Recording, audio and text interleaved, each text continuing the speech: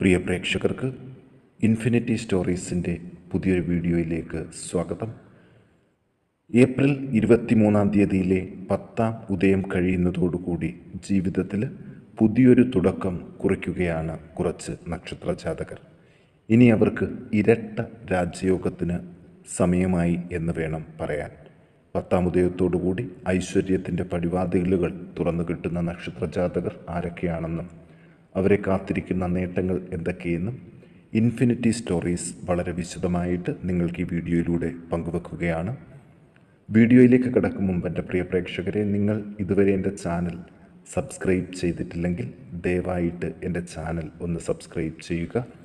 അതോടൊപ്പം തന്നെ എൻ്റെ പുതിയ വീഡിയോകളൊക്കെ നോട്ടിഫിക്കേഷനായിട്ട് ലഭിക്കാൻ വേണ്ടിയിട്ട് ബെൽ ഐക്കൺ കൂടി ഒന്ന് പ്രസ് ചെയ്യണം. വീഡിയോ കണ്ടതിന് ശേഷം നിങ്ങളുടെ വിലയേറിയ അഭിപ്രായങ്ങൾ കമൻറ്റ് ബോക്സിൽ ഒന്ന് രേഖപ്പെടുത്താനും വീഡിയോ ലൈക്ക് ചെയ്യാനും മറക്കാതെ ഇരിക്കുക.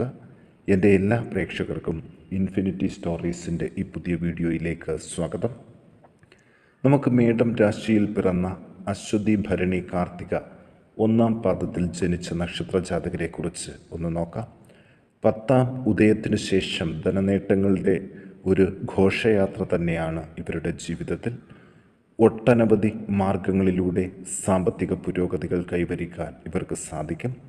വീട്ടിൽ സ്വസ്ഥതയും സമാധാനവും നിറഞ്ഞ ഒരു അന്തരീക്ഷം സാധ്യമാകും. കാര്യതടസ്സങ്ങൾ മാറിക്കിട്ടും. ദാമ്പത്യ ക്ലേശങ്ങൾക്കും കുറവുകൾ കണ്ടു തുടങ്ങും. തൊഴിൽ രംഗം മെച്ചപ്പെടുന്നതിനുള്ളൊരു ഭാഗ്യം കാണുന്നുണ്ട്. തൊഴിൽ അന്വേഷകർക്കും അഭ്യസ്ത വിദ്യർക്കും നല്ലൊരു തൊഴിൽ സാധ്യത ഈ ദിവസങ്ങളിൽ കാത്തിരിക്കുന്നുണ്ട്. കച്ചവടത്തിൽ നല്ല ലാഭം പ്രതീക്ഷിക്കാം. കൃഷിക്കാർക്ക് നല്ല വിളവുകൾ ലഭിക്കുന്നൊരു ദിവസം കൂടിയാണ് 10-ാം ഉദയത്തിന് ശേഷം ലഭിക്കുക. ഭൂമി സംബന്ധിച്ചും ധനപരമായിട്ടും വഞ്ചനകളിൽ അകപ്പെടാതെ രക്ഷപ്പെടാൻ സാധിക്കും. സ്ത്രീ സംബന്ധമായിട്ട് കുറച്ച് സാമ്പത്തിക പുരോഗതിയും കുടുംബത്തിൽ ഉണ്ടാകും. നല്ലതെന്ന് വിചാരിച്ചു ചെയ്യുന്ന പല കാര്യങ്ങളും പ്രതീക്ഷിക്കുന്നതിലും ഇരട്ടി ഫലം നൽകാൻ സാധ്യതയുണ്ട്. ഉദരരോഗം മൂലം ബുദ്ധിമുട്ടുന്നവർക്ക് ആരോഗ്യസ്ഥിതി മെച്ചപ്പെട്ടു തുടങ്ങും. അതുപോലെ ബന്ധുജനങ്ങളുമായിട്ടുള്ള കലഹങ്ങളൊക്കെ മാറി ഐക്യത്തോടു കൂടി മുന്നോട്ട് പോകാൻ സാധിക്കും. വാക്കുദോഷം മൂലം കാര്യതടസ്സങ്ങൾ ഉണ്ടാകാതെ മേടക്കൂറുകാർ ഒന്ന് ശ്രദ്ധിക്കണം. ജോലിക്കാർക്ക് വരും ദിവസങ്ങളിൽ സ്ഥലം മാറ്റം പ്രതീക്ഷിക്കാം. അധികാരസ്ഥാനങ്ങളിൽ ഉള്ളവർക്ക് ആജ്ഞാശക്തി കൊണ്ട് കാര്യങ്ങൾ നടത്തിയെടുക്കാൻ സാധിക്കും. മറ്റുള്ളവരുടെ ആദരവും അംഗീകാരവും ലഭിക്കും. വിവാഹമോചന കേസുകൾ സൂക്ഷ്മതയോടുകൂടി നടത്തണം. അപ്രതീക്ഷിതമായി ചില പ്രധാന കാര്യസാധ്യങ്ങളും ഇവരുടെ ജീവിതത്തിൽ ഉണ്ടാകും. വീട്ടിൽ കലഹസാധ്യതകൾ കൂടുന്നതിനാൽ പ്രത്യേകം ശ്രദ്ധ വേണം. ദോഷശാന്തിക്കായിട്ട് ഭഗവതി ക്ഷേത്രത്തിൽ ഐക്യമത്യ സൂക്ത പുഷ്പാഞ്ജലി കഴിപ്പിച്ച് പ്രാർത്ഥിക്കാൻ മേടക്കൂറുകാർ ശ്രദ്ധിക്കുക. ഇനി ഇടവക്കൂറിൽ കാർത്തിക, രോഹിണി, മകയിരം നക്ഷത്ര ജാതകരെക്കുറിച്ച് നോക്കാം. വിദ്യാഭ്യാസത്തിലെ എല്ലാ തടസ്സങ്ങളും അതിജീവിക്കും. ധനനേട്ടം ഉണ്ടാകും. പല പ്രകാരേണ ധനാഗമങ്ങൾ ഉണ്ടാകാനും സാധ്യതയുണ്ട്. കഠിനമായ ദുഃഖ അനുഭവങ്ങളിൽ നിന്നും വഴിമാറിപ്പോകാനായിട്ട് ഇവർക്ക് സാധിക്കും. വഴിയാത്രകളിൽ ചില സാമ്പത്തിക നേട്ടങ്ങൾക്കും സാധ്യതയുണ്ട്. ശത്രുക്കളുടെ ഉപദ്രവങ്ങൾ കുറഞ്ഞു തുടങ്ങും. പല വിധത്തിലുള്ള രോഗാരിഷ്ഠിതകളാൽ ബുദ്ധിമുട്ടുന്നവർക്ക് അതിൽ നിന്ന് മോചനം ലഭിച്ചു തുടങ്ങുന്നൊരു ദിവസം കൂടിയാണ് ഈ 10-ാം ഉദയത്തിന് ശേഷം ഉണ്ടാകുക.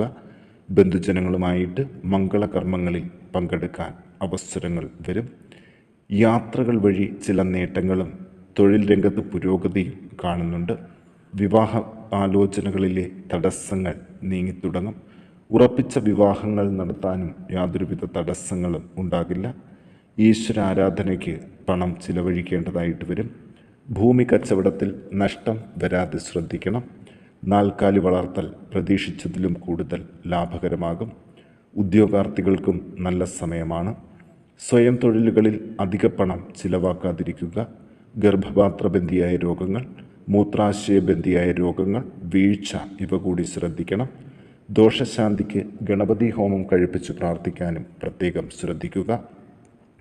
ഇനി മിഥുനക്കൂറിൽ മകയിരം നക്ഷത്ര ജാതകർ 3-4 പാദങ്ങൾ, തിരുവാതിര, പുണർദം 1, 2, 3 പാദത്തിൽ ജനിച്ചവരെ കുറിച്ച് നോക്കാം. പ്രാർത്ഥനകൾക്കും വഴിപാടുകൾക്കും ഇരട്ടി ഫലം കിട്ടുന്നതിനുള്ള എല്ലാ സാഹചര്യങ്ങൾക്കും തുടക്കം കുറിക്കുകയാണ് 10-ാം ഉദയം. കോൺട്രാക്ടർമാർക്കും നല്ല കാലമാണ്. ഗവൺമെൻറ്റിൽ നിന്നുള്ള കാര്യതടസ്സങ്ങൾ നീങ്ങിക്കിട്ടും. കള്ളന്മാരുടെയും അഗ്നിയുടെയും ഉപദ്രവത്തിൽ നിന്ന് അത്ഭുതകരമായിട്ട് രക്ഷപ്പെടും. മനോവിചാരങ്ങളും ആദിയും കുറഞ്ഞു തുടങ്ങും. ശത്രുക്കളുടെ ശക്തി കുറയുമെങ്കിലും കരുതിയിരിക്കണം. ധനാഗമങ്ങൾ ഉണ്ടാകും. വിവാഹ ആലോചനകൾ ഉറപ്പിക്കാൻ സാധിക്കും. ദാമ്പത്യ കലഹങ്ങൾ പറഞ്ഞു തീർക്കാൻ ശ്രമിക്കണം. ശ്വാസം മുട്ടൽ, പനി, ചുമ, കാലിന് തരിപ്പ്, നടുവും പുറവും വേദന, പ്രമേഹത്തിൻ്റെ ബുദ്ധിമുട്ടുകൾ ഇവയൊക്കെ മൂലം ബുദ്ധിമുട്ടുന്നവർക്ക് ഒരുപാട് ആരോഗ്യസ്ഥിതി മെച്ചപ്പെട്ടു തുടങ്ങുന്ന ഒരു കാലഘട്ടമാണ് ഈ 10-ാം ഉദയത്തിന് ശേഷം. വാഹനങ്ങളിൽ നിന്ന് അപകടം പറ്റി ചികിത്സയിൽ കഴിയുന്നവർക്ക് ആരോഗ്യം വീണ്ടെടുക്കാനും സാധിക്കും. മുൻകോപം നിയന്ത്രിക്കണം.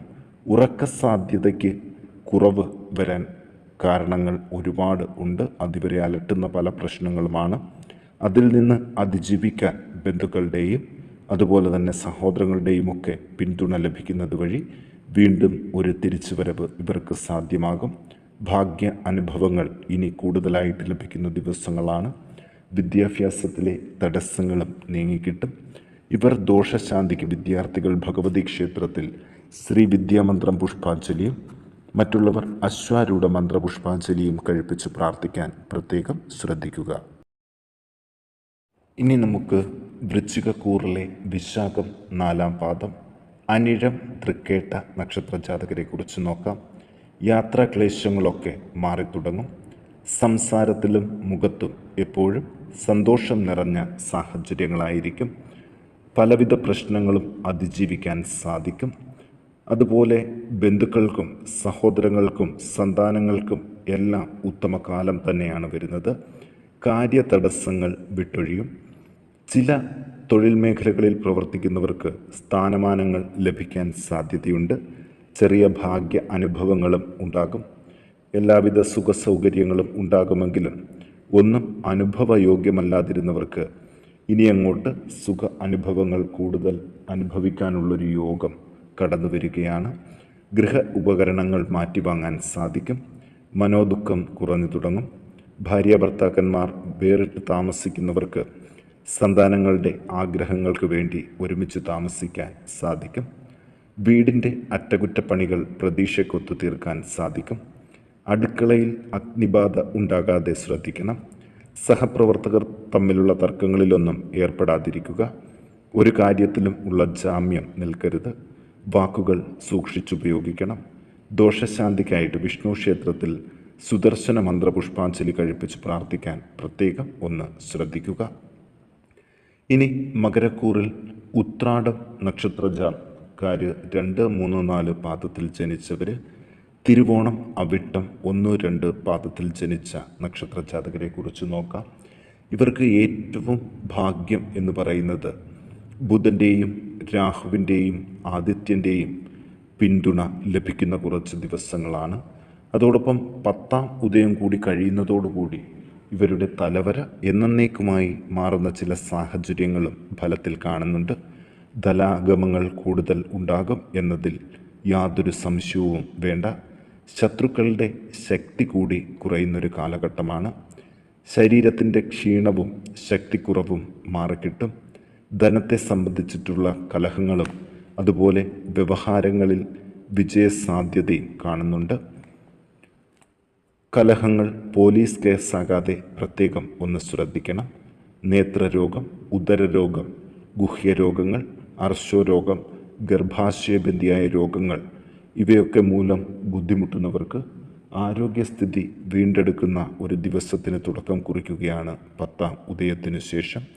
ബന്ധുജനങ്ങൾക്ക് സന്തോഷ അനുഭവങ്ങൾ ഉണ്ടാകും. എല്ലാ മേഖലകളിലും മനസ്സമാധാനം ലഭിക്കും. ചില ബന്ധുജനങ്ങൾക്ക് ചെറിയ അഭിവൃദ്ധി ഉണ്ടാകും. കുടുംബത്തിൽ ഐശ്വര്യ അഭിവൃദ്ധിയും പ്രതീക്ഷിക്കാം. കുടുംബജനങ്ങൾ പരസ്പരം ശത്രുക്കളേതുപോലെ പെരുമാറാതെ ഇരിക്കുക. ദാമ്പത്യ കലഹങ്ങൾ കൂടുതലാകും. തൊഴിൽ രംഗം മോശമാകും. തൊഴിൽ വിട്ടുപോകേണ്ട അവസ്ഥകൾ വരെ വരും. തൊഴിൽ രംഗത്തും കലഹങ്ങൾക്ക് സാധ്യതയുണ്ട്. പുനർവിവാഹങ്ങൾ മംഗളകരമായിട്ട് നടത്താൻ അവസരം ലഭിക്കും. അതുപോലെ വിദ്യാർത്ഥികൾക്കും നല്ലൊരു റിസൾട്ട് പ്രതീക്ഷിക്കാവുന്ന ദിവസങ്ങളാണ് വരും മാസങ്ങളിൽ ഉള്ളത്. ഇവർ ദോഷശാന്തിക്ക് വിഷ്ണു ക്ഷേത്രത്തിൽ ധന്വന്തരി മന്ത്ര പുഷ്പാഞ്ജലി കഴിച്ച് പ്രാർത്ഥിക്കാൻ പ്രത്യേകം ശ്രദ്ധിക്കുക.